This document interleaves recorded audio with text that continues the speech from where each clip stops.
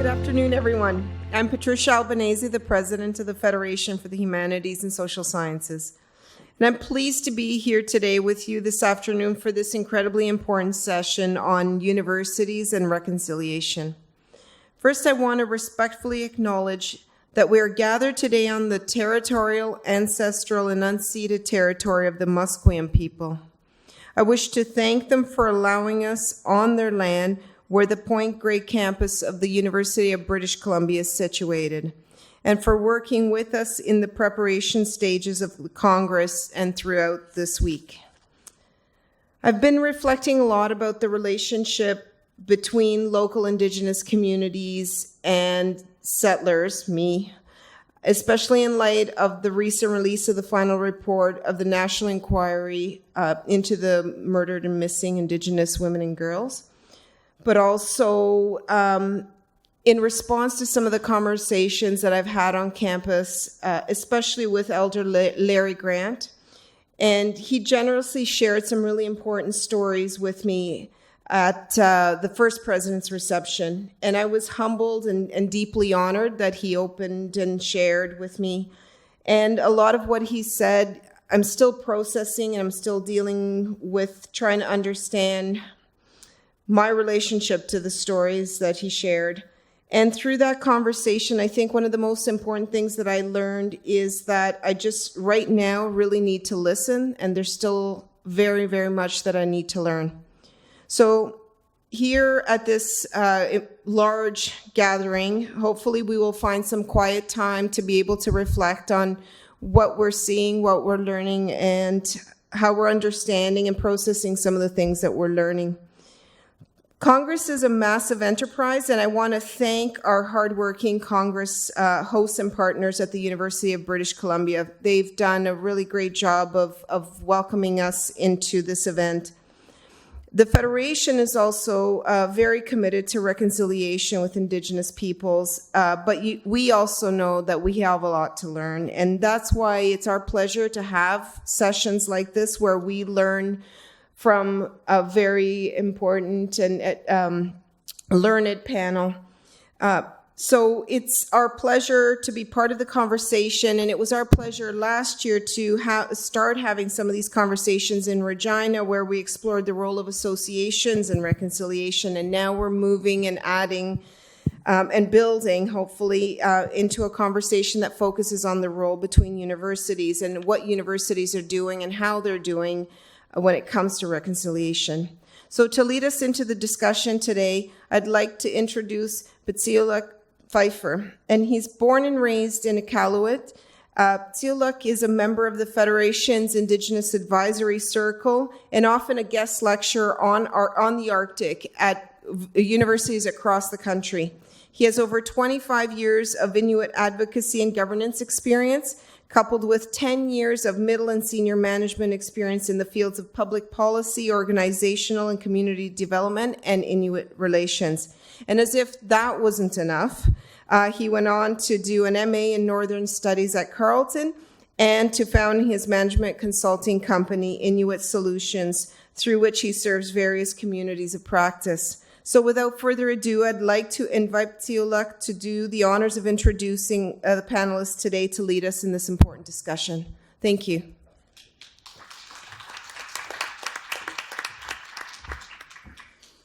Hey, unno sakut.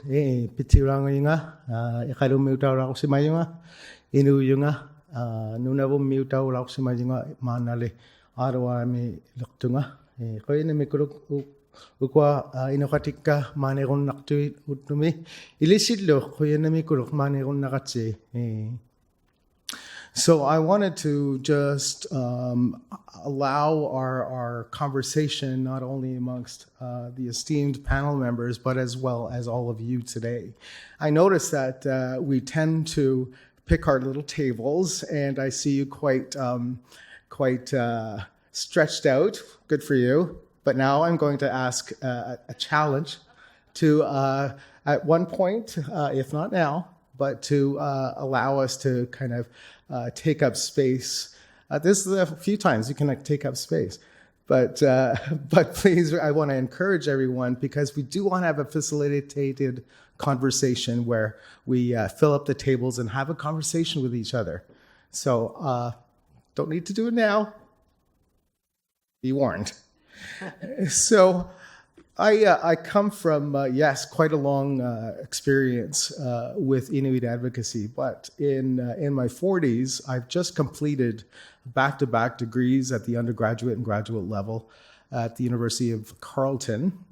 In that, during that journey, I became involved in a lot of indigenizing and reconciliation and decolonizing conversations at the institutional level.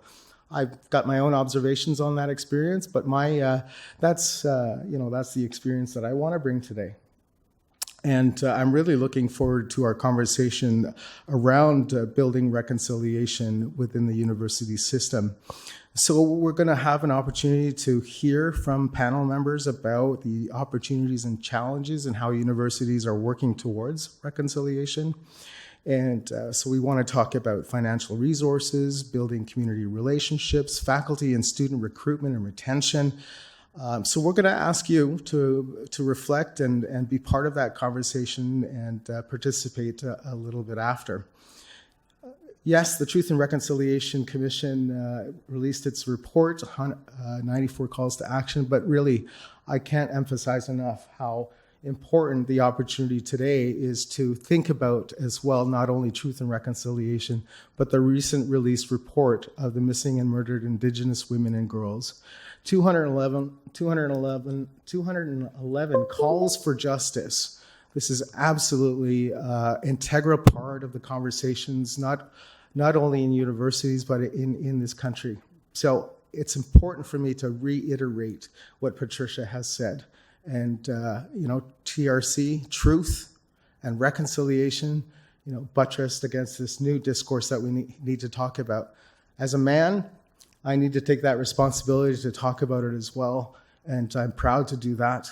But, my experience as an Indigenous man growing up and in my adulthood, I have to say that I've made my mistakes. And my responsibility now is to learn and to teach others about how to do things in a better way as a man. So I need to say that. My own personal role in any violence I perpetrated.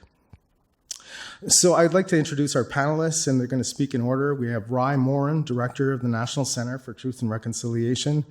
And I just want to introduce Rai, and then we'll have Wendy Therrien from Universities Canada as the Director of External Relations. We have Robina Thomas, member of the Leaksun First Nation, who's a member of the University of Victoria, and Nancy Wright at the end, who is Associate Vice President Academic at the University of Victoria.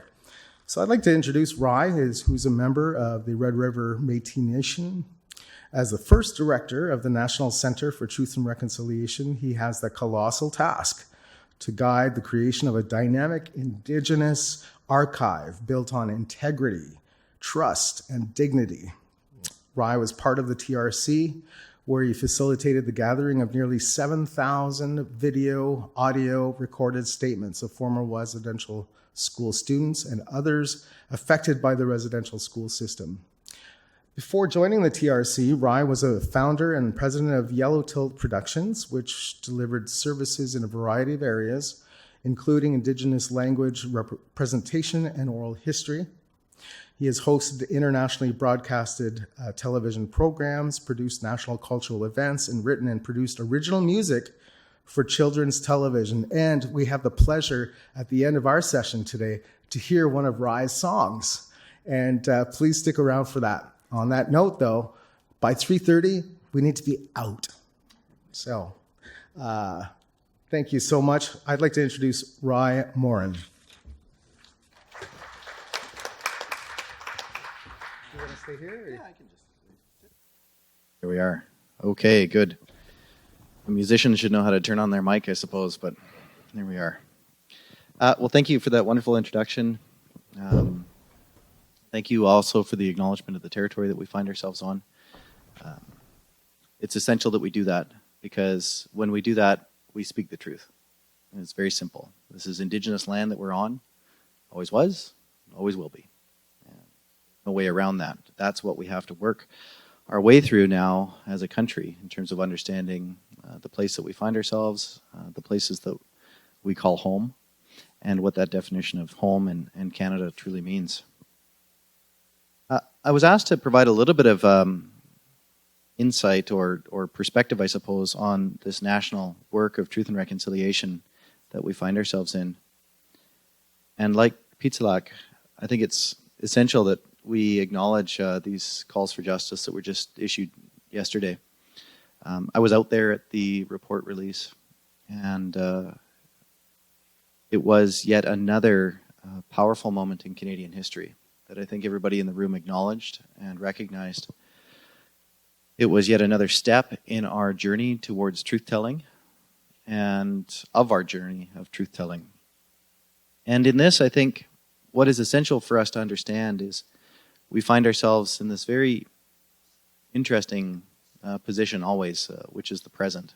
And we always have to acknowledge all of those that have walked before us on this long path. And of course, all of those that are still coming, that will be continuing to walk on this path of justice, of equality, of fairness, of dignity, of human rights, of Indigenous rights.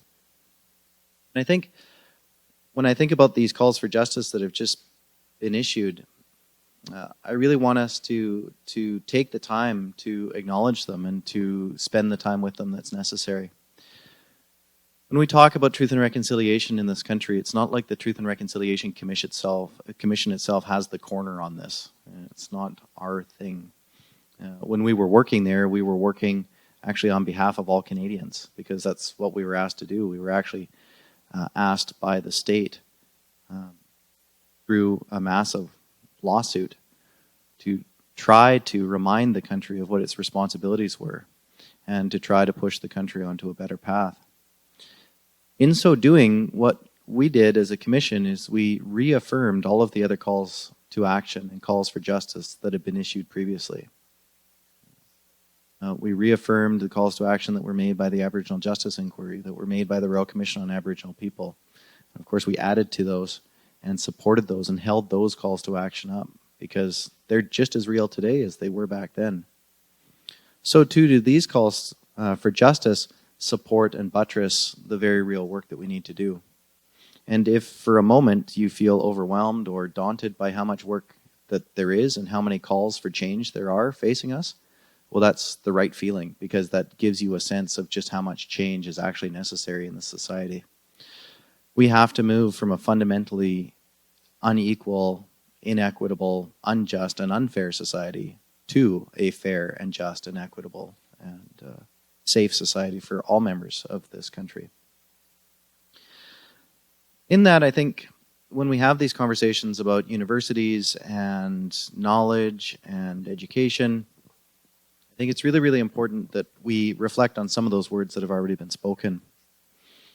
And in this regard, as perfect or as imperfect as it was, we can turn to some of the words that were made on our collective behalf in the apology that was issued in 2008 to residential school survivors. Some very important words that were said there, which were the attitudes and ideas that gave rise to the residential schools have no place in Canadian society. They were primarily combating a set of deeply immoral and unjust sets of ideas that quite honestly have to be eradicated. And when we reflect on that, we have to recognize that those attitudes and ideas are still very much within our midst and very much within our institutions. And universities are not immune to that. Universities are actually have been part of the problem in many ways. And we've seen more universities over the last number of years issue formal apologies for their role in contributing to the attitudes and ideas that led to what we now call genocide in this country.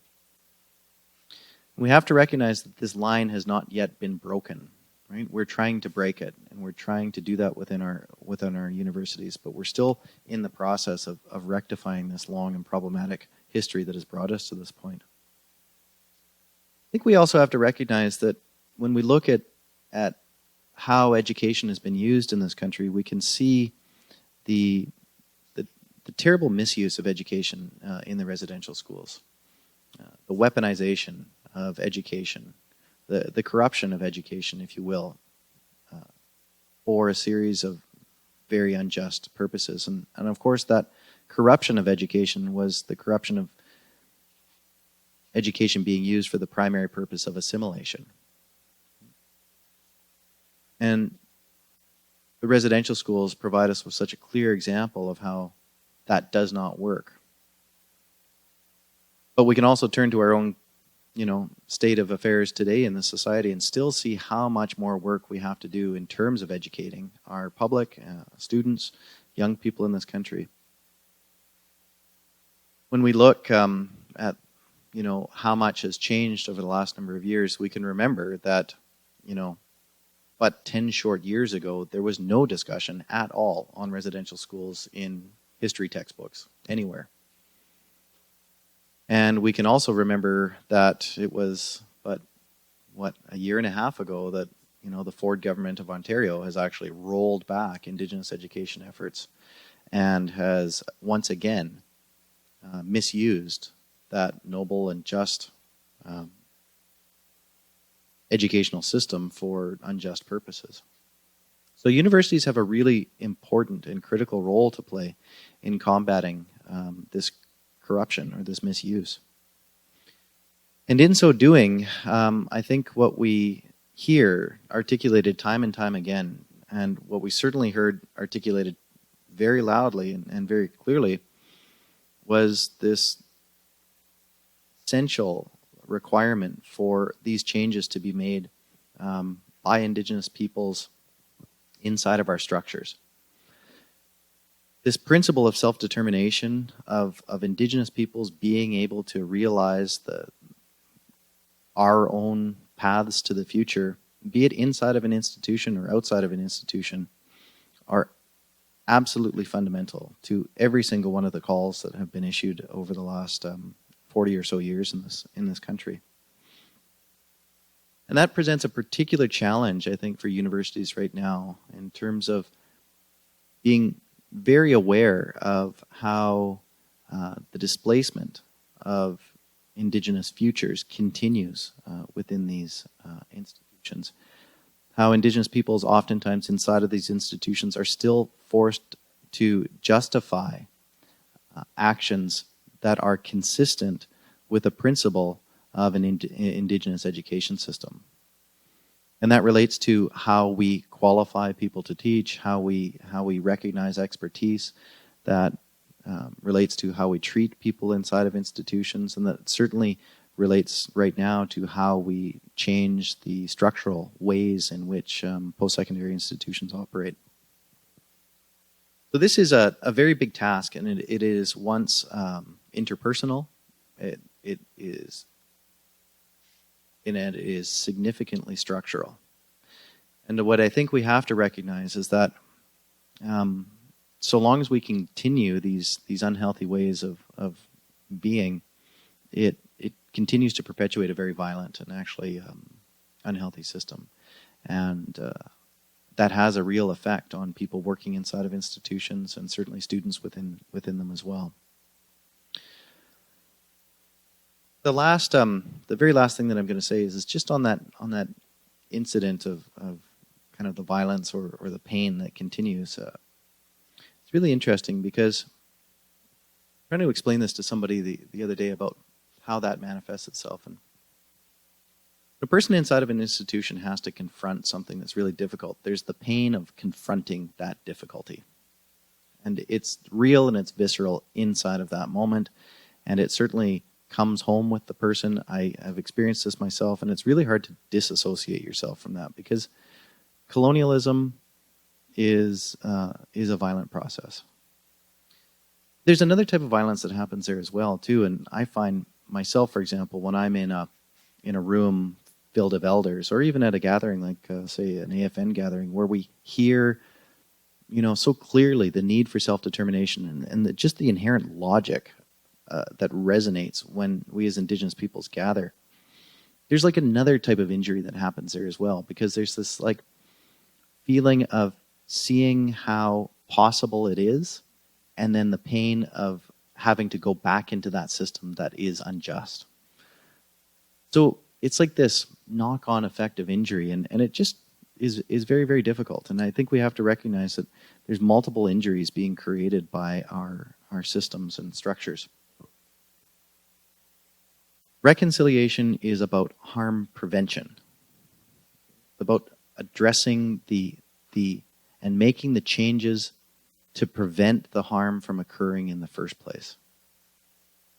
And that is where it is such a beautiful and wonderful opportunity for us to really recognize that we're trying to create safe places for every member of society to be inside of our institutions or organizations, or in fact within this land or within society.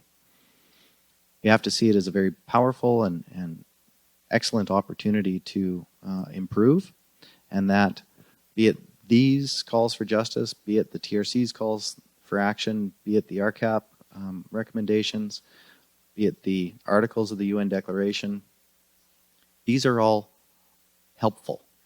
They're not problems. They all help prevent further harm from occurring, and that's what this is all about.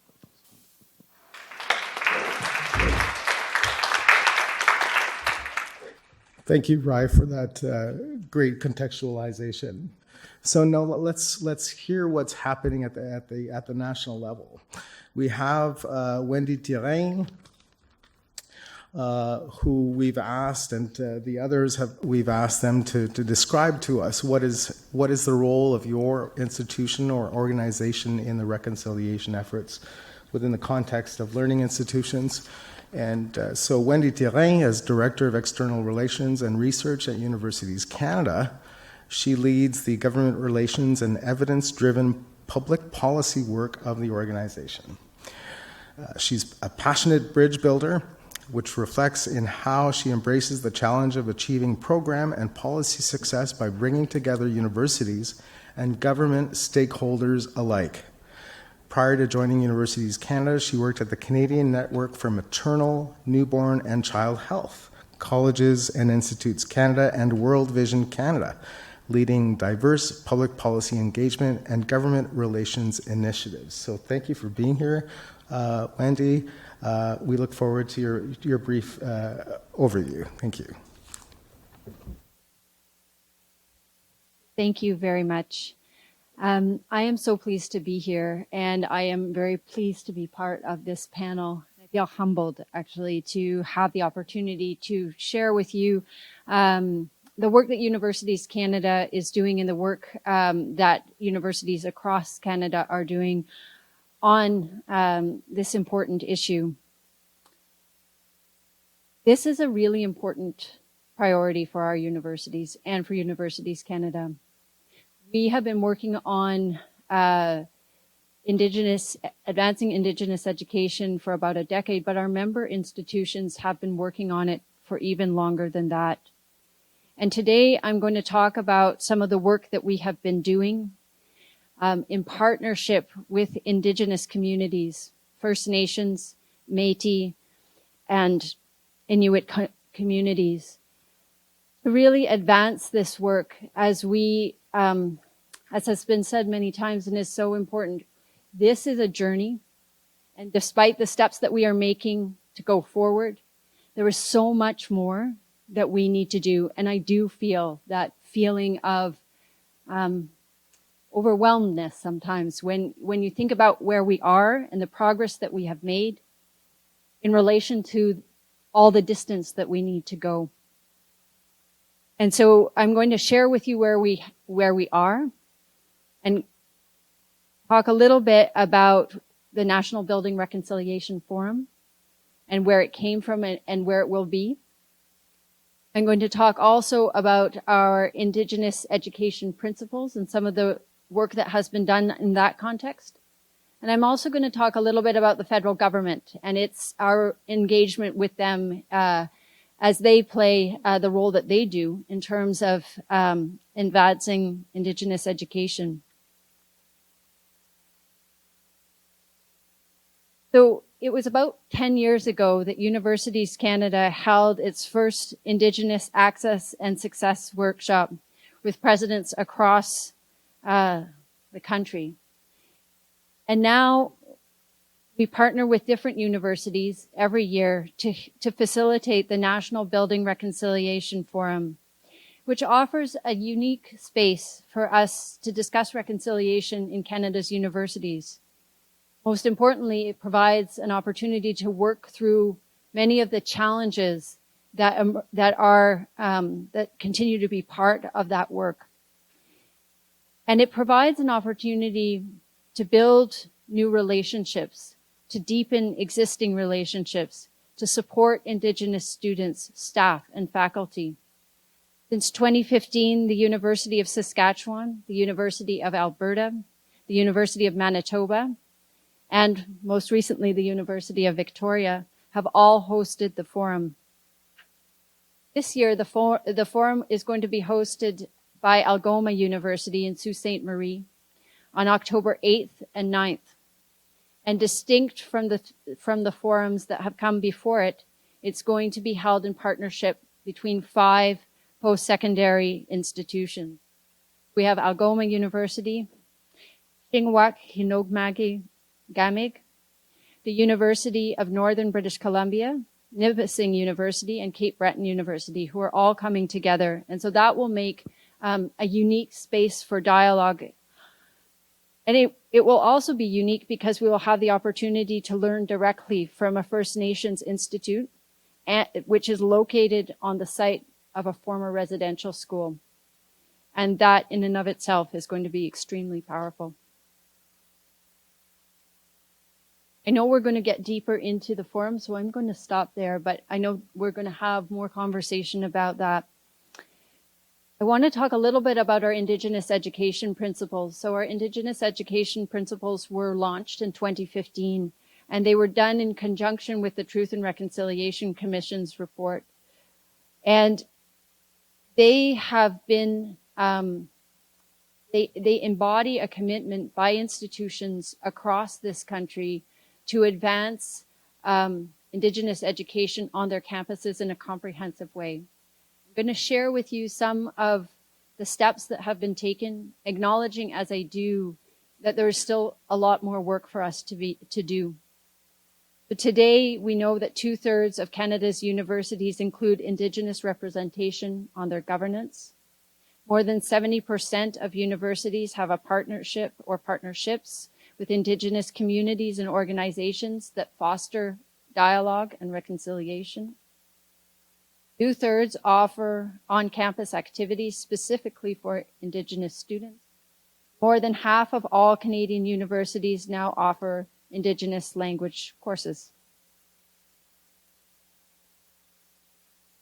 These are all good first steps in ensuring that Indigenous students across this country have access to culturally appropriate post-secondary education.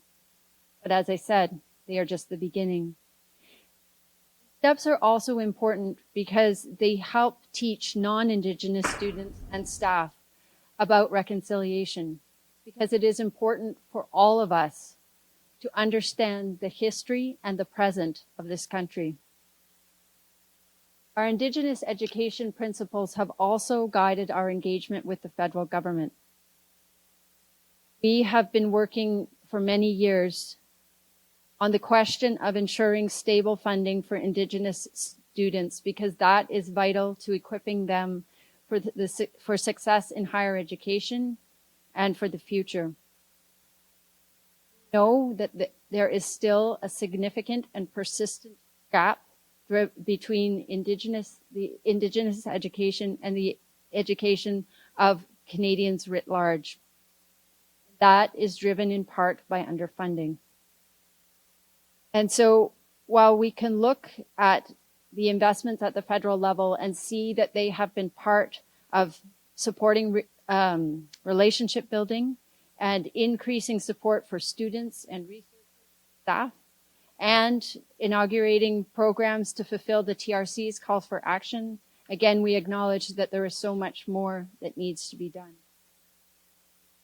This year's federal budget contains some really important measures aimed at supporting First Nations, Inuit, and Métis people.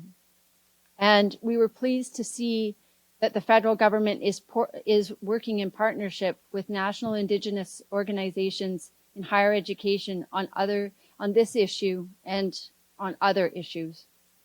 But we know that the investments made, no matter how significant they were, still will not be enough.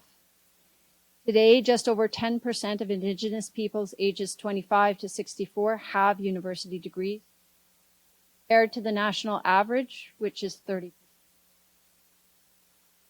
This is also reflected in our faculty.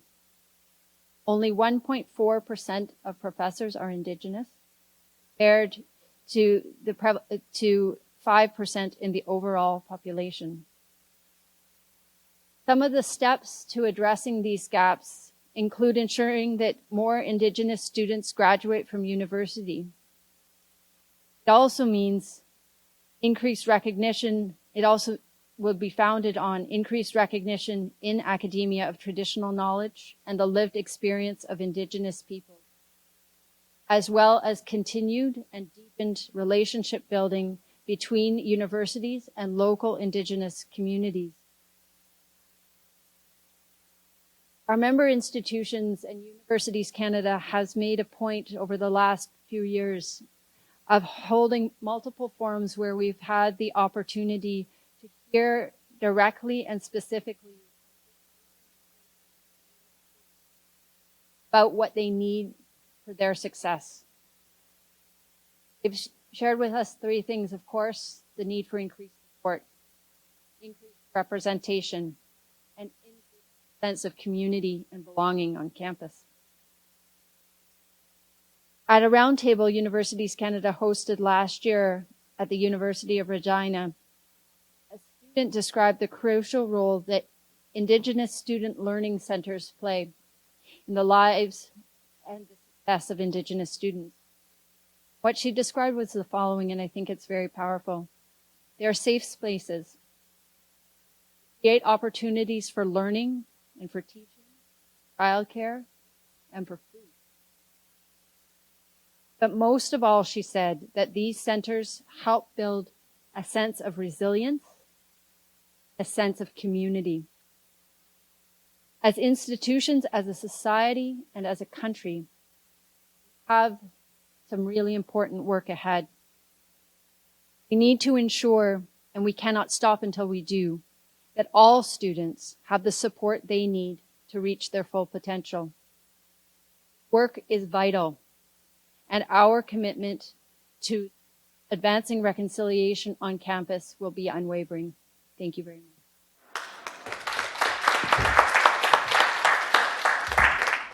Thank you. Thank you very much, Wendy. And to continue this conversation at a more institutional level, we've heard some great macro perspectives and what's happening at the national level. We'd like to hear now from both Robina and Nancy, and I'd like to introduce them both and hopefully continue that conversation as it's been laid out and finding out what your institution is up to in that regard. So Robina Thomas is a member of the Leaksan First Nation, a mother and a grandmother. Hard to believe, eh? And in 2014, she was appointed the inaugural Executive Director of Indigenous Academic and Community Engagement at the University of Victoria, where she holds the position of Associate Professor in the School of Social Work.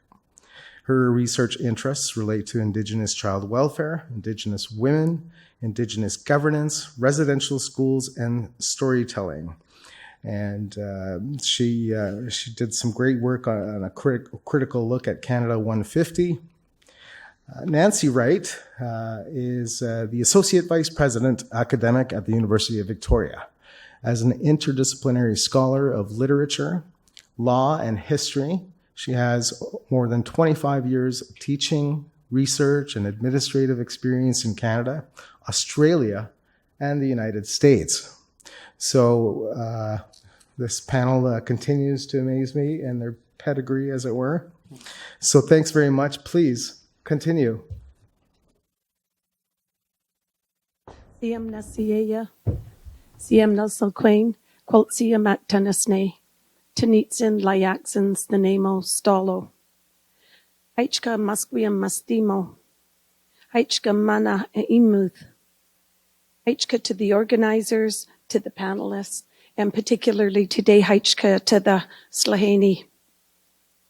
So I've told you, I've said thank you all for being here. It's an honor to be on this panel, and I'm really happy that you came to hear what we have to share. I've told you my name is Kwaltsiamat. My English name is Robina Thomas. I'm a member of Layaxan First Nation, but I'm Layaxan because I was married before the Indian Act changed. So I acknowledge that I'm Snanaimo or Nanaimo because that's where my grandmother was from. That's where my mother was from. And I've acknowledged the Stolo people, where my grandfather Charles Prest was from. I acknowledge the Musqueam people on whose traditional territory we are sitting today. And I don't say that lightly. I think about whose territory I'm on everywhere I travel in the world. And I think about the history, and I think about the politics, and I think about how we've come to be where we are as invited guests on these traditional territories around the world. I've acknowledged my children and my grandchildren, and I think that the reason I am where I am today is because I had children.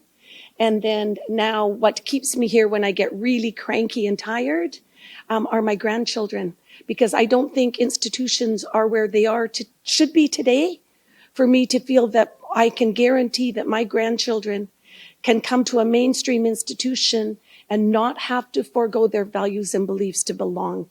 And that's sad, but that's what gives me strength.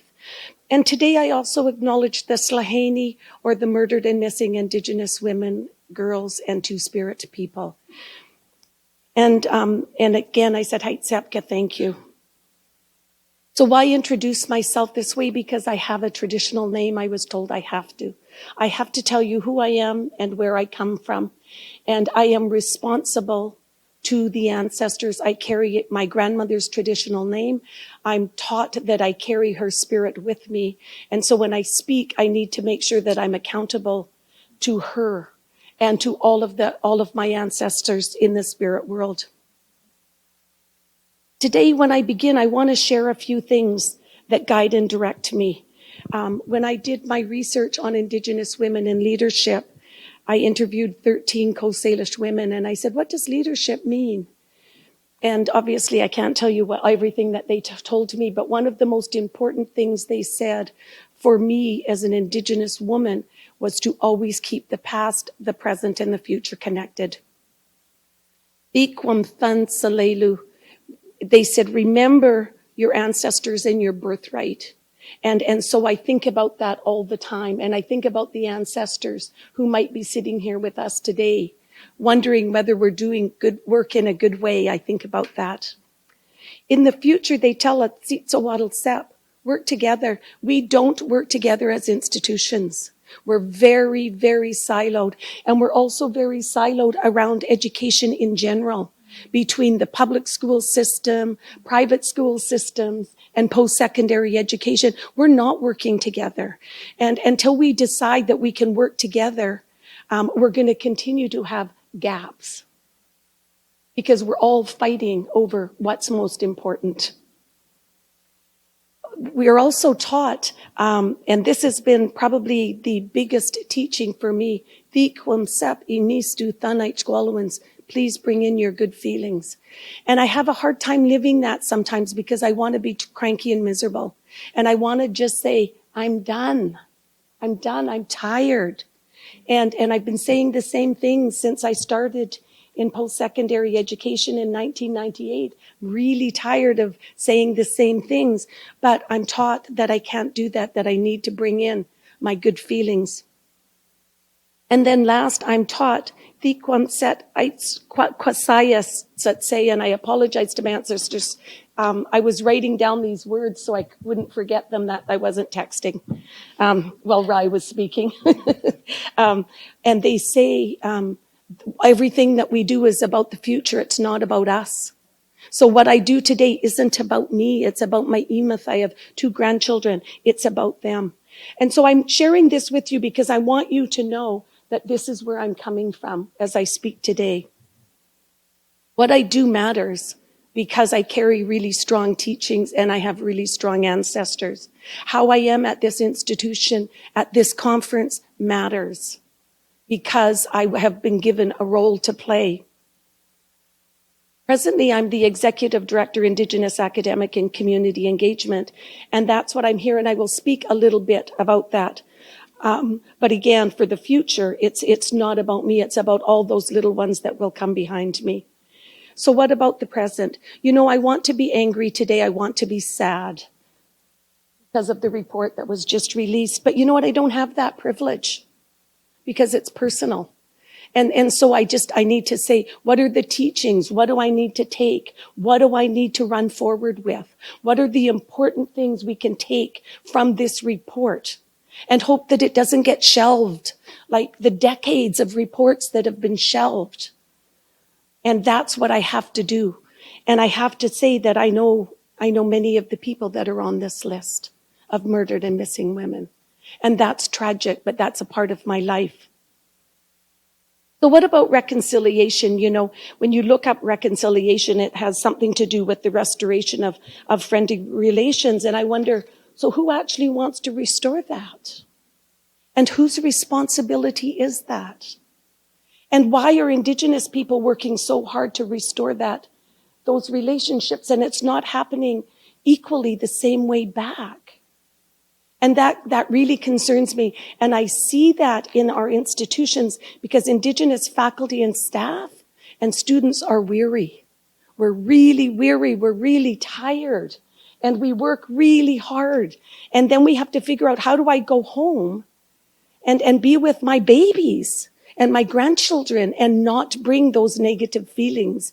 You know, and so I feel sometimes like I have to work one way in this institution, and then I have to figure out how to let that go by the time I get home to be something different and to just sit on the floor and play with my granddaughter. And so I think about that a lot. We're really tired, and we need to think about that. Last year, we hosted the National Building Reconciliation Forum, and Nancy will talk about a lot of the real specifics around that. But one of the lessons, the first lesson we heard is, you will do this Coast Salish style, and you will follow local protocol, and you will not cut any corners. You will begin in ceremony. And we did. And we went into community. We went into the Songhees First Nation, and we began in ceremony. And we began following the teachings of the land. And we paid witnesses, and we said to witnesses, this is your responsibility. As you sit here, we give you 50 cents, and that 50 cents, I didn't realize, I just heard this recently. 50 cents was given because when we started paying witnesses, and we used to give blankets, and that's how much a blanket cost. And so when we give 50 cents, we're handshaking, and we're giving you what would have been that many years ago, a blanket. And they said because we were giving away too many blankets, and when our ceremonies were banned, and we were doing potlatches in the winter months and at night so that Indian agents couldn't come. It was really hard to hide when you were carrying, you know, like a whole truck full of blankets around. So they started giving out these tokens, this 50 cents. But when the 50 cents, oh my goodness, sorry. Cut that off. When we were giving out 50 cents, we're asking you to represent the Department of Vital Statistics, where everything is recorded. And we're saying we're paying you to be a witness, to witness what you listen to today, what you witness today, what we do today. And then your responsibility is to take that home. And that's how we recorded births, deaths, songs, drums, dances, all of that. All of our governance system was done through this form of witnessing. We began our forum paying witnesses and asking people to bring everything that they learned forward in a good way. Patricia, you talked about learning to listen, and that's one of the ways we've tried to learn to listen, was to listen to the community. And I think one of the things as academics that we need to remember is that this is a time for us to be humble and to not think that we know what community wants, but to actually go to community and ask them what it is that they need and to figure out how we can meet those needs as opposed to doing it the opposite way. I want to end with just two final comments. Cindy Blackstock received one of, I think, her 16 honorary PhDs last year at the University of Victoria. But when she spoke, she said something so profound that I've carried with me while we're going into another convocation season next week at UVic. So I've carried with me for a year. And she says, what is most alarming is not that we don't know what to do. What's most alarming is that we know what to do and we're not doing it. And I think that my call to reconciliation is we don't need another report. We don't need another investigation. We don't need any more research. We actually know what needs to be done. There's small pockets of places in institutions, post-secondary institutions across Canada that are doing fabulously. Why don't we stop and look at why are they doing fabulously? And we might see some really familiar themes around a safe and warm, welcoming place for Indigenous students, around the visibility of Indigenous staff and faculty and curriculum that has an Indigenous pedagogy base. And so I think that we need to really listen to Cindy's words and not carry out with how we know things need to be done. And we were talking about listening to Rai's song. Earlier this week, I have a colleague at the university, Carrie Newman, a Kwagyo Salish artist, and I don't know, you can look him up on Facebook, Carrie Newman, and he has a song called Aesthetics, and it's a really powerful song, and he says there, he's asking us, are we engaging in a process of reconciliation, or is it all just aesthetics? And I really want us to think about that, that it's about action. It's reconciliation is what we need to be invested in. So, Ait Sepka, thank you for listening.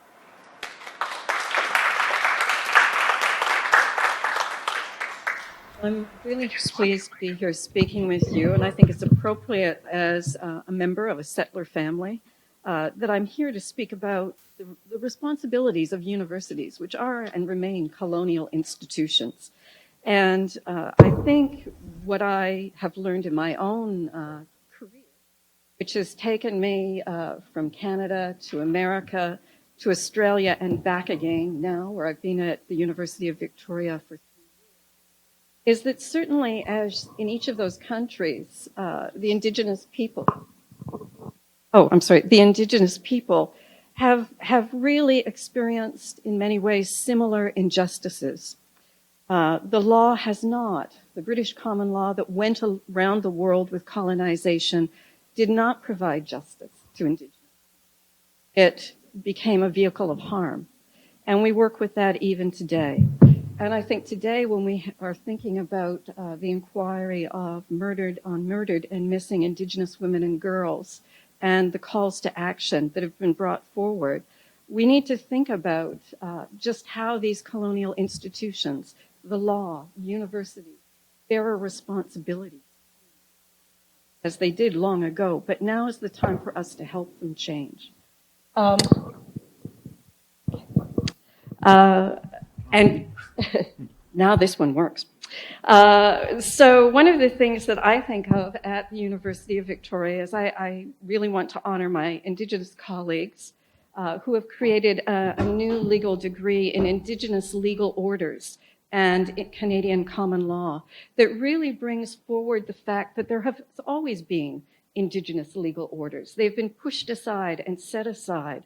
And one of the things that was articulated very powerfully at the Building Reconciliation Forum in 2018 was people urging us to think, Western law doesn't have all the answers. Indigenous communities have long had sound ways of resolving conflicts within their community. And it's time for us to partner with them. And this new law degree, I think, is a step in the right direction for us. But one of the lessons that I think I've learned, and I always urge all universities to think of as we try to respond to the calls to action, is it can't be a checklist. We can't say, oh, we've done that. We've resolved the law thing. We've got a wonderful new program, and it rests on the shoulder of a very few Indigenous scholars to move that forward. We've got to be better than that and really think about what are the ways that institutions can make a difference now. And one of the things that we really learned as a lesson from the Building Reconciliation Forum in 2018 was the responsibility of institutions like universities to communicate better. It sounds like a small thing, but we're not good at it. We talked about the need to work internally across universities, to coordinate, to collaborate, to get the whole of institution responding to the call of actions. We talked about communicating better externally with our other post-secondary institutions so that we're genuinely collaborating. We're not competing. We're not trying to get the notice in the newspaper first. We're really putting the well-being of Indigenous students first. And we also recognized, and this is the priority that came through so clearly, our priority is to communicate with Indigenous communities and recognize the knowledge within those communities that should be the starting point of what we're doing, not a thought that comes to us later after we've brought them an agenda. So I just want to begin by discussing what I think of as lessons learned by the University of Victoria as we've followed on from the Building Reconciliation Forum last November. And I want to acknowledge that all of us here who are members of universities know how hard it is to maintain effective communications. Universities are big, cumbersome institutions. Their sheer scale makes it very hard to mobilize people effectively. One of the ways the University of Victoria did think through the issue of how do we address all the issues faced by Indigenous students, faculty, staff, and our communities in the region was to create an Indigenous plan. And it is a whole of institution document thinking about how can we work better internally and externally to ensure Indigenous student success. How can we decolonize academic programs, our governance structures, and our research protocols, and recognize all of those as our responsibilities? We can't put one ahead of the other. We have to move on them all at this time. And the University of Victoria has established measures. We launched this plan in 2017, and so 18 months into it, we said, how do we really hold ourselves up as an accountable institution? We created measures, we circulated them and communicated with people. This is what we've achieved. This is what we haven't achieved so far. But what came through so strongly is it's that collaboration with the communities outside the university that is so important. So as Robina has said, the theme of the 2018 Building Reconciliation Forum was working together, setting aside competition in order to collaborate, and recognizing that's with other post-secondary institutions, and it is with community as our priority. So one of the ways we've really worked this year is to build stronger partnerships with long-standing partner institutions like Camosun College, which is within Victoria itself, and the College of the Rockies, for example, and really sat down and said, okay, let's learn some lessons together. Let's say, where do we see ourselves falling behind and failing? And really, we came up with a plan saying, okay, we have different programs at our institutions, but really our focus should be on how do we enable Indigenous students to move from program and institution to institution and make sure that we're fostering a sense of community for them?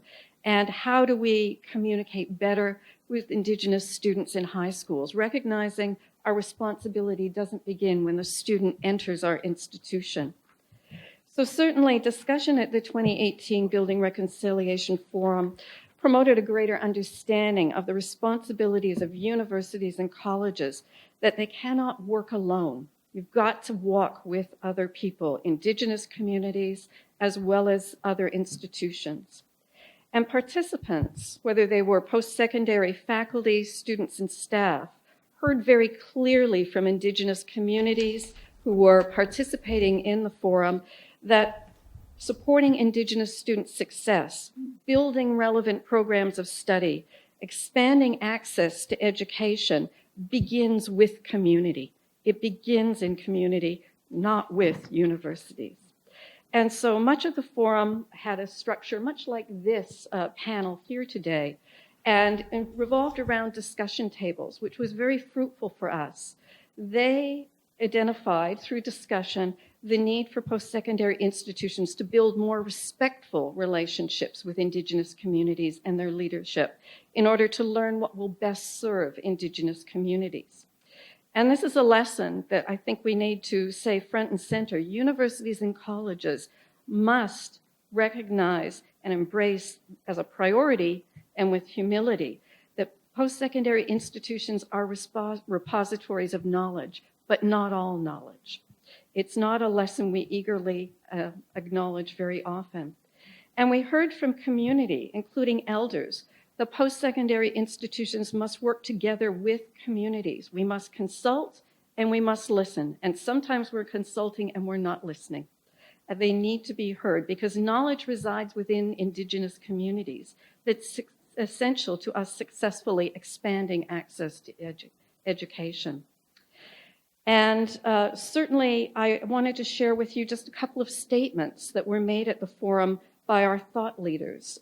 So for example, here was what one participant said: consult extensively with communities about their objectives and ideas of success when developing programs and learning outcomes, and make sure that they enable self-determination and empowerment so that individuals and members of a community reach their goals.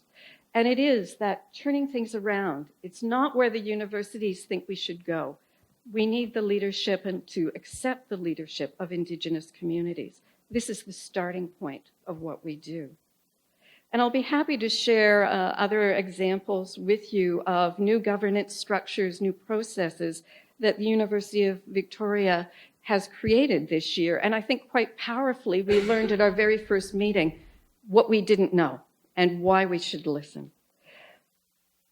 But I'll leave it there because I'm looking forward to the chance to sitting down and talking with you at some of these tables. But to conclude, I just wanted to bring to your attention that we created a final report on the 2018 Building Reconciliation Forum. It gives you key themes from all our thought leaders' talks. It gives you summaries of the discussion points. And it's on our website. It's an open access resource for you to share. And we're trying to carry on the good work that the University of Saskatchewan established with the very first forum. So you can go today to their website and also find out what happened at the forum. These are very important lessons for us to learn. And I think the forums are very much about communication.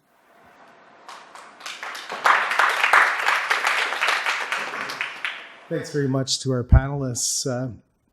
We've heard from faculty members, those that are working within institutions and organizations. Have we heard from students? Have we heard from students' perspectives about this? We've heard a little bit from Robina about her experience working in the institution for sure. But I was a student, and I think it would be important to just highlight a couple of my own experiences in that regard. I found it to be a very oppressive system where it was being part of any kind of reconciliation, indigenizing, decolonizing work within the institution. Being a community member and a student at the same time, it seemed like for me, because I was a student, I really didn't have a voice unless I was somebody with a big name, or I was faculty, or I was a provost, or if I was actually officially from a community. And that was quite frustrating. Taking Indigenous studies courses where I needed to reconcile within my own heart that Indigenous studies courses were being taught by old white guys. No offense to old white guys. But really, I think that's kind of where there is reconciliation at the very personal level. And for me, having witnessed the violence that's going on, we need to think of violence in other terms, in very nefarious and subtle terms. The terms of genocide, the terms of, and that violence I think, persists. It was my tremendous pleasure to be here with you today. Thank you so very much, Rai, Wendy, Robina, Nancy, Ptiulak. Incredibly valuable insights, lots to take home, lots to think about, and I'm glad that we are having these conversations and that the Federation is taking stock, and we will definitely follow up and keep going. This is a long journey, an important journey. I'd like to close by thanking again the Musqueam First Nation for welcoming us on their land as we bear the collective responsibility to honor and respect their protocols in home, and to meaningfully engage with their knowledge in this Congress and beyond, to take it with us and to continue to do the work that we do. So thank you, everyone. Thank you for coming, those of you who in the audience, and again, a round of applause for our panel. They were just phenomenal. Thank you. Thank you. Is it Heichka? Heichka.